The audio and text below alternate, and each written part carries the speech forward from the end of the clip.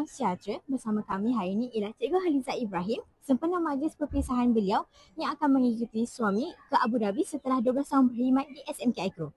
Saya Cikgu Haliza, boleh Cikgu kongsikan perasaan Cikgu pada hari ini? Okay, Assalamualaikum. Saya rasa sangat sedih untuk meninggalkan sekolah.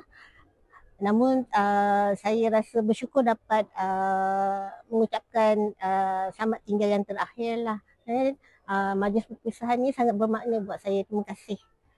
Keluarga Akses. Baik Cikgu, sepanjang Cikgu berkhidmat di sini, apakah kenangan yang paling bermakna bagi Cikgu?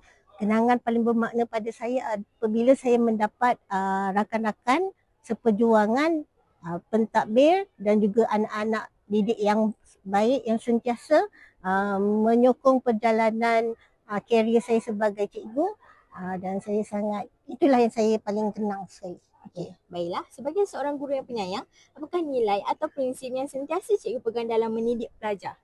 Okey, nilai yang sentiasa saya pegang ialah kita sayang ikhlas lah, keikhlasan. Kita ikhlas mendidik daripada hati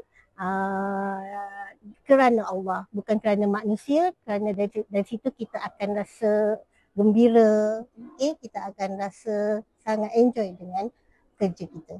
Baiklah Cikgu, terima kasih Cikgu Haliza atas segala jasa, pengorbanan dan kenangan yang ditinggalkan. Semoga Cikgu terus sukses dan bahagia di tempat baru di samping keluarga yang tersayang. Terima kasih. Jumpa Bye-bye, lagi. Cikgu.